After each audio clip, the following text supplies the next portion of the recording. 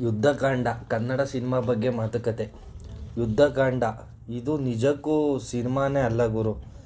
ಇದು ಒಂದು ನಮ್ಮ ದೇಶದಲ್ಲಿ ನಡೆಯುತ್ತಿರುವ ಕೆಟ್ಟ ಕೆಲಸಗಳ ಬಗ್ಗೆ ಜನರಿಗೆ ಅರಿವು ಮೂಡಿಸಲು ಸಿನಿಮಾ ರೀತಿಯಲ್ಲಿ ನಮ್ಮ ಡೈರೆಕ್ಟರ್ ಪವನ್ ಭಟ್ ಅವರು ತುಂಬ ಚೆನ್ನಾಗಿ ಎಣೆದಿದ್ದಾರೆ. ದಯವಿಟ್ಟು ನಮ್ಮ ಕನ್ನಡಿಗರು ಸಿನಿಮಾವನ್ನು ನೋಡೋದು ಮಾತ್ರವಲ್ಲದೆ ಸಿನಿಮಾದಲ್ಲಿ ಇರುವ ಒಂದು ಒಳ್ಳೆ ಮೆಸೇಜನ್ನು ಅಳವಡಿಸಿಕೊಳ್ಳಬೇಕು.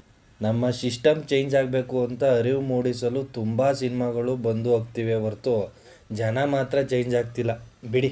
ಇನ್ನು ಸಿನಿಮಾದ ವಿಚಾರಕ್ಕೆ ಬಂದರೆ, ಮೊದಲಿಗೆ ಸಿನಿಮಾದ ಹೀರೋ ಅಜಯ್ ರಾವ್ ಆ್ಯಸ್ ಭರತ್ ಅವರು ಒಬ್ಬ ಅನಾಥನಾಗಿ ತನ್ನ ಕಡು ಬಡತನದಿಂದ ಬೆಳೆದು ಚೆನ್ನಾಗಿ ಓದಿ ಕಷ್ಟಪಟ್ಟು ಲಾಯರ್ ಆಗ್ತಾರೆ. ಲಾಯರ್ ಆದ ನಂತರ ಸಣ್ಣ ಪುಟ್ಟ ಕೇಸ್ಗಳನ್ನೇ ಗೆಲ್ತಾ ಒಂದು ದೊಡ್ಡ ಕೇಸ್ ಸಿಗುತ್ತೆ.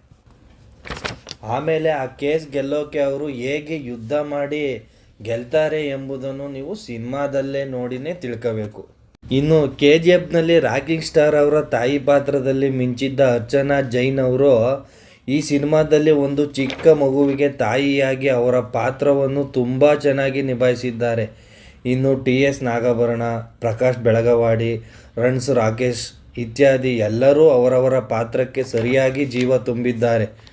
ಇನ್ನು ಸಿನಿಮಾ ಬಗ್ಗೆ ನೆಗೆಟಿವ್ ಎಂದರೆ, ಸಿನಿಮಾದಲ್ಲಿ ಒಳ್ಳೆಯ ವಿಚಾರ ತೋರಿಸಿರೋದೇ ನನ್ನ ಪ್ರಕಾರ ನೆಗೆಟಿವ್. ಏಕೆಂದರೆ ನಮ್ಮ ಜನ ಇಂಥ ಒಳ್ಳೆ ಮೆಸೇಜ್ ಇರೋ ಸಿನಿಮಾನ ನೋಡಿ ಅಳವಡಿಸ್ಕೊಳ್ಳಲ್ಲ. ಕೆಟ್ಟ ವಿಚಾರಗಳನ್ನ ಬೇಗ ನೋಡ್ತಾರೆ, ಬೇಗ ಅಳವಡಿಸ್ಕೊಳ್ತಾರೆ. ಒಳ್ಳೆ ಮೆಸೇಜ್ ಇರೋ ಇಂಥ ಸಿನಿಮಾವನ್ನು ನೋಡಿ ಸಪೋರ್ಟ್ ಮಾಡಲ್ಲ. ದಯವಿಟ್ಟು ಕನ್ನಡಿಗರಲ್ಲಿ ನನ್ನ ಮನವಿ, ಇಂತಹ ಸಿನಿಮಾಗಳನ್ನು ನೋಡಿ ಸಪೋರ್ಟ್ ಮಾಡಿ. ನಾನು ಇದನ್ನು ಯಾವುದೇ ಅನುಕರಣೆಯಿಂದ ಹೇಳ್ತಿಲ್ಲ. ಅಜಯ್ ರಾವ್ ಅವರು ಸಿನಿಮಾಗೆ ಬಂಡವಾಳ ಹಾಕಿ ಸಾಲಗಾರರಾಗಿದ್ದಾರೆ, ಸಪೋರ್ಟ್ ಮಾಡಿ, ಆ ಇಂಟೆನ್ಷನಿಂದ ಈ ವಿಚಾರ ಹೇಳ್ತಿಲ್ಲ. ನಿಜಕ್ಕೂ ಸಿನಿಮಾ ತುಂಬ ಅದ್ಭುತವಾಗಿದೆ, ಒಂದು ಒಳ್ಳೆ ಮೆಸೇಜ್ ಇದೆ. ಕನ್ನಡ ಸಿನಿಮಾವನ್ನು ಚಿತ್ರಮಂದಿರಗಳಲ್ಲಿ ನೋಡಿ ಸಹಕರಿಸಿ.